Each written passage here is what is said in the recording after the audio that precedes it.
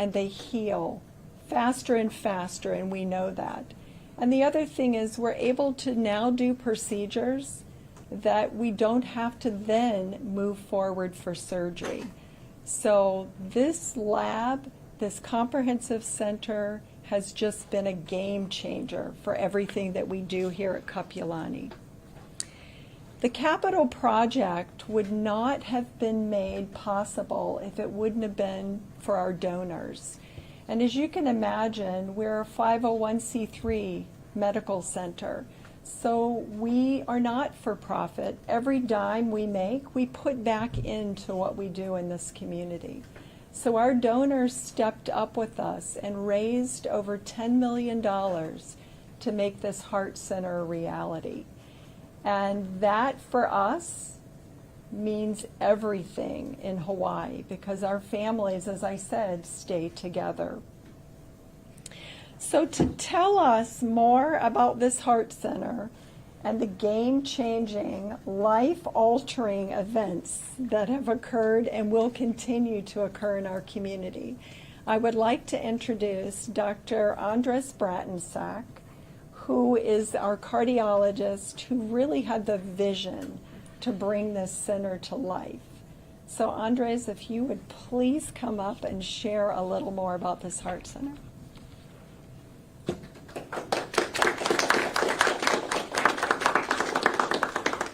Thank you very much, Gijan.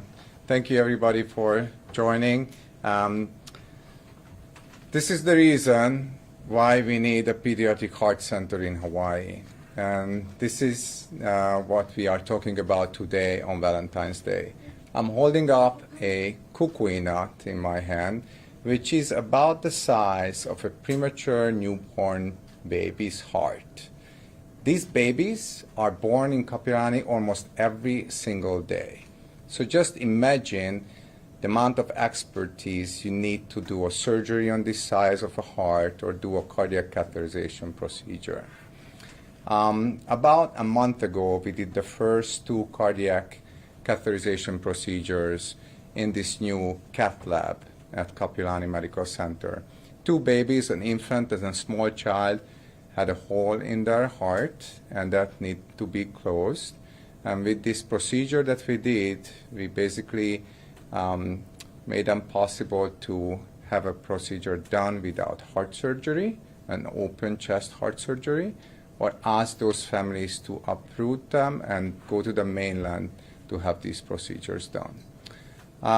So you can see cardiac catheterizations are really important. What happens in a cardiac catheterization procedure, the kid would come to the cath lab and would go to sleep, and the interventional cardiologist, with the help of the staff around them, would thread a spaghetti-like soft plastic tube in the heart, make measurements, take samples, and close holes or put stents in order to prevent a surgery to happen and fix things that need to be fixed.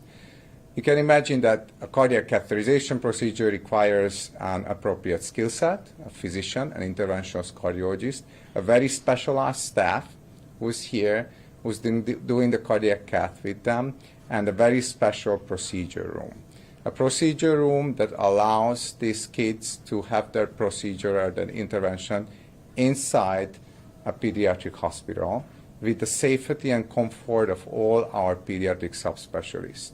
Our cardiac cath lab is also special because it has good-looking murals, a cartoon on a projected screen that can put kids at ease when they come to the cath lab. So we really tailored our cardiac catheterization laboratory to kids. And needless to say, but this is the first ever cardiac cath lab existing in a pediatric hospital in the state of Hawaii. So this is a dream come true for me.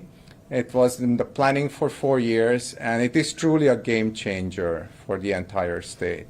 So I would like to thank the donors, and just not me, I would like to speak for the children of Hawaii who thank the donors and the entire Kapiolani team to make this happen, create the first pediatric catheterization laboratory in Hawaii, and creating the first pediatric heart center in Hawaii.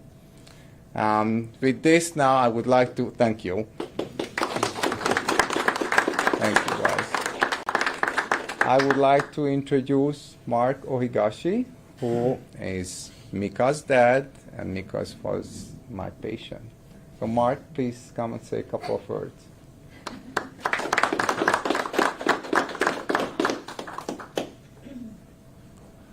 My name is Mark Ohigashi.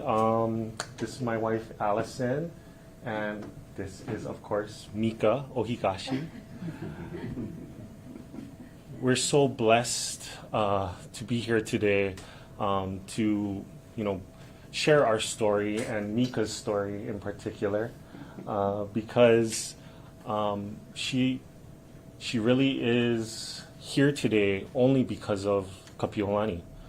And the hospital is such a godsend for the state of Hawaii and for our children. And so, I just wanted to share a little bit about how Kapiolani helped us and why Mika is here today on Valentine's Day.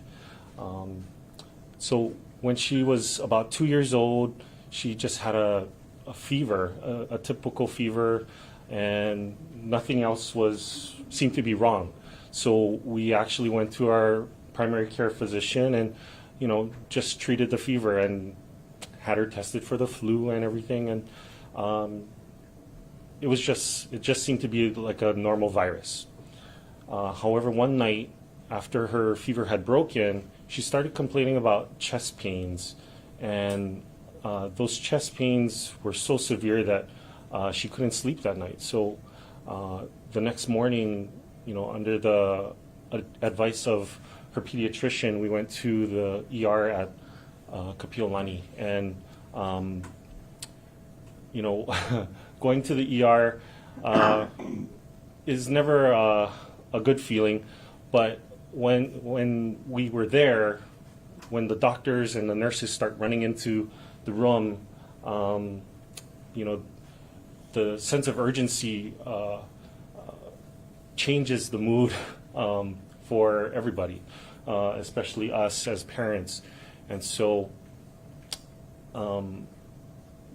but luckily, we had the trust in the care of the ER physicians and nurses and all the technicians, and we're so fortunate that they were there to comfort us. But Mika did have inflammation of the heart, and so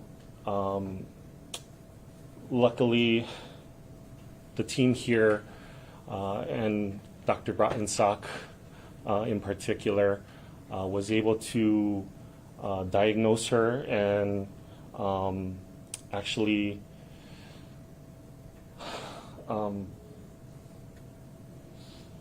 she actually went into cardiac arrest that night, and during that time she needed to be resuscitated and had 27 minutes of CPR, had to be defibrillated a few times, and during all of that they actually hooked her up surgically to ECMO. And we're so lucky here in the state to have the capabilities of pediatric ECMO, and Kapiolani and their Hanu'ola team were able to take care of her, and eventually she needed to be transferred to a mainland hospital. However, it's because of the critical care transport team here at Kapiolani that we had that opportunity to save her life, basically.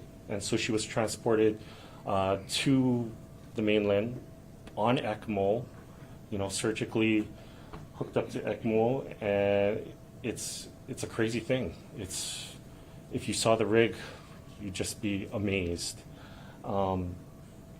But you know, eventually she did make it, and we're here today, and we're just so appreciative of Kapiolani and all of their staff and all of the donors that support this hospital.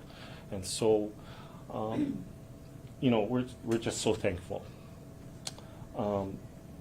But, you know, on that point, she did need to be transported to the mainland, and being away from Hawaii and home during such a stressful time, we don't want parents to go through that. We don't want families to go through that. So, you know, that's why we're here to support Kapiolani and make sure that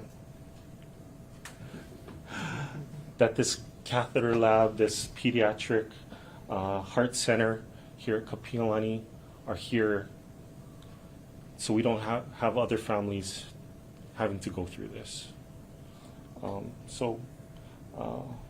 Thank you so much for having us, and we hope that other families will be able to take advantage of staying home and being with family during such critical times.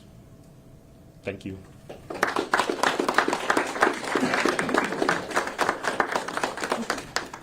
you want to say anything, Lisa? Or you just want to wave? You want to wave so they see you? Thanks for supporting Dad. So that's it. We are going to break off for questions. We'll have Dr. B available, Gidget, and we have all of our wonderful patient families that can share little pieces of their story. And we have your own kukui nuts for all the reporters and everything to take it back, because this is the reason you're here today. So thank you, everyone. I do want to acknowledge, and if we can move the podium over for, I think, a really good photo op that we weren't planning for. But since the cath lab team is here, we'd love to have them up here, and our 3 special patients stand in front of them. I think that'd be a really nice closing shot. So let's have the cath lab team here. We want to thank them for all they do. Dr.